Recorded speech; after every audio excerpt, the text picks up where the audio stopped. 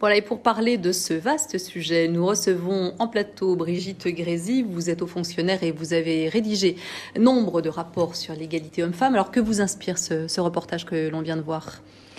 Oui, alors la publicité est toujours, comment dire, l'objet de critiques très fortes. C'est vrai que la vague du porno chic a fait beaucoup de dégâts. Moi, je crois que la question plus large des médias est très importante parce que les médias disent toujours qu'ils sont le reflet du réel. Mais en fait, vous avez écrit donc un rapport en 2008 sur l'image de la femme dans les médias. Alors, que dit-il ce rapport ? Alors, voilà, ce rapport a un double objet. D'abord, il a été d'entendre les patrons de médias sur la question. Et alors, ce qui est très étonnant, c'est que tous nous ont dit, mais vous savez, ça y est, les femmes sont partout, elles sont grands reporters, elles présentent les journaux télévisés. En fait, il n'y a plus de problème de la femme dans les médias et même dans les fictions télévisées, par exemple. Eh bien, l'héroïne, ce sont des femmes et les héros masculins sont plutôt veulent, combien lâches, de femmes, etc. par exemple, directrices de l'information? Alors, on a écouté les paroles journaux, et puis ensuite on a compté. télévisions. On a compté parce qu'il n'y a, à mon avis, que les chiffres qui font sens. Et alors, on s'est rendu compte que, par exemple, en termes de présence, simplement de présence sur les chaînes, eh bien, il y avait 1/3 de femmes et 2/3 d'hommes. C'est-à-dire que dans les émissions télévisées du 14 mai 2008, là où nous avons compté, 1/3, 2/3. Et lorsqu'elles sont présentes, on a également compté le temps de parole, eh bien, c'est à peu près aussi la même chose. Et lorsqu'on les nomme, eh bien, elles sont nommées, par exemple, dans la presse mixte de mai 2008, là où nous avons compté, eh bien, il y a 7 fois plus d'hommes qui sont présentés avec leur nom, prénom, fonction que de femmes. Il y a 3 fois plus de photos d'hommes. Il y a 4 fois plus de citations d'hommes, entre guillemets, style direct. Et globalement, les hommes sont présentés comme les acteurs du monde, ceux qui ont la vision d'humour, la vision surplombante, les experts. Et les femmes sont plutôt présentées comme des passantes, comme des femmes témoins, souvent comme des victimes, et toujours plus ou moins rattachées à la sphère du foyer. Autrement dit, on a un monde binaire, totalement sans rapport avec le monde d'aujourd'hui, puisque je rappelle qu'il y a quand même 80%, plus de 80% des femmes âgées de 25 à 49 ans qui travaillent en France. Donc un monde un peu, archaïque, où les hommes font le monde et où les femmes regardent les hommes faire le monde. Donc elle ne serait toujours finalement qu'une devanture.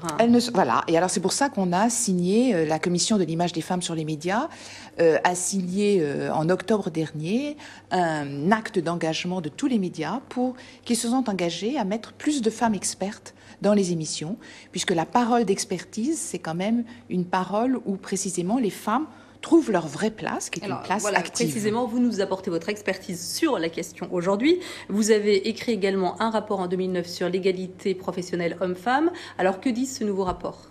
Alors, ce nouveau rapport montre des avancées paradoxales. Je crois que la question de l'égalité entre les hommes et les femmes est pleine de paradoxes. Et c'est ça qui est intéressant, c'est d'interroger ces paradoxes. Alors d'abord, c'est qu'il y a une avancée considérable de la place des femmes dans le monde du travail. Je crois que c'est la grande révolution du XXe siècle et du XXIe.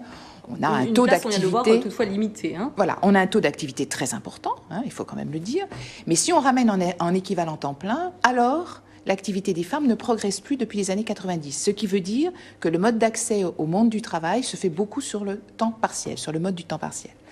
Deuxième constat, et ça je tiens à le dire, c'est qu'on a un écart croissant entre les femmes qualifiées, les femmes cadres.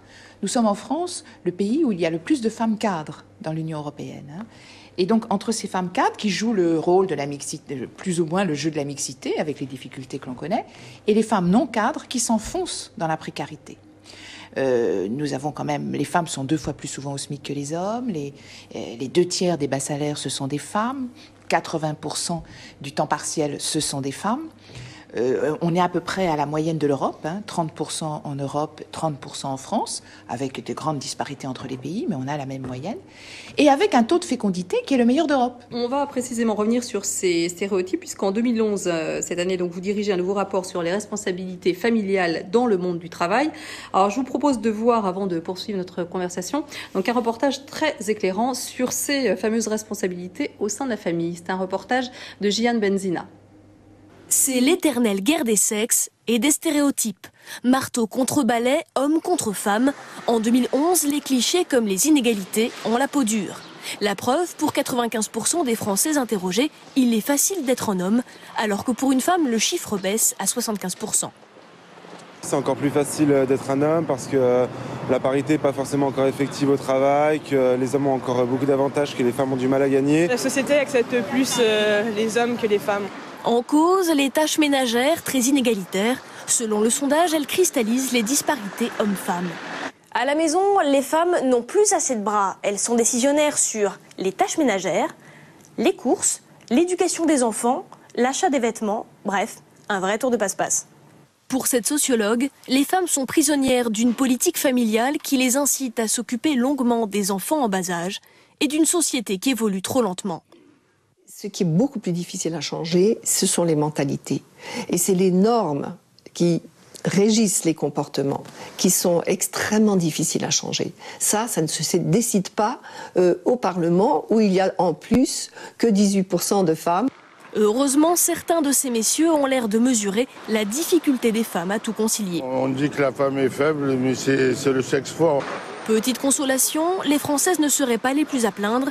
Chez nos voisins italiens, seuls 44% d'entre eux pensent que leurs femmes ont la Dolce Vita. Bon, alors donc les responsabilités familiales, on le voit, restent très très mal partagées. La grosse question, c'est qu'effectivement, les femmes sont perçues par les employeurs trop souvent comme des agents à risque. Il y a une enquête, je trouve, extraordinaire qui montre ce que si on prend des femmes et des hommes, même âge, 40 ans, même diplôme, même expérience, même nombre d'enfants, il y a encore 17% d'écart de rémunération, dont 70% restent inexpliqués et qui sont liés purement à du stéréotype. C'est-à-dire parce que les femmes s'occupent de fait majoritairement des enfants, elles sont considérées du coup dans le monde du travail comme étant moins disponibles, moins flexibles, etc. Ce qui est faux d'après d'autres enquêtes qui montrent qu'en fait les femmes jonglent avec le temps. Et je crois que le fond du problème, c'est la question de la gestion du temps, de la considération du temps, d'une part du temps journalier et du temps sur toute la carrière. Et donc, les femmes, aujourd'hui, une femme vaut moins qu'un homme sur le marché du travail, alors même que son investissement en formation initiale est presque plus fort que celui des hommes. Il y a là quand même une grande injustice et surtout un gâchis d'expérience et de talent phénoménal. Alors vous avez écrit ce petit traité contre le sexisme ordinaire paru chez Albin Michel. Un mot sur ce livre avant de se quitter? Alors ça, c'est des petites histoires, c'est pas un rapport. Moi, je suis une technocrate qui écrit des rapports et là, j'ai voulu écrire des petites histoires vécues pour mettre sur la table cette espèce de souffrance souvent indicible que ressentent les femmes. Ce n'est pas du harcèlement parce que là la loi établit des sanctions, c'est tous ces petits signes qui déstabilisent, infériorisent, délégitiment les femmes très, très sournoisement, très subtilement, et qui sont des petites armes secrètes contre elles. Et du même coup, les femmes, comme elles sont en général assez consciencieuses, se disent « Ah là là, mais je ne suis pas capable, je ne suis pas assez compétente ». Ce qui est faux, c'est la relation homme-femme, la mixité au travail qui n'est pas pensée. Et j'ai voulu que cette souffrance soit mise sur la table pour qu'en fait, on développe nous les femmes, une forme de travail mental pour reprendre confiance, pour marquer ses limites et pour dire voilà, je vaux ça, les compétences n'ont pas de sexe et je veux travailler avec vous, mais selon ces modalités et je refuse ce sexisme que vous m'affligez. Parce que je crois qu'il y a une tolérance sociale au sexisme ordinaire sans commune mesure à la tolérance sociale pour le racisme et l'homophobie. Merci beaucoup Brigitte Grésy pour cette analyse. Merci. Donc un petit ouvrage à laisser traîner au bureau, par exemple. Merci.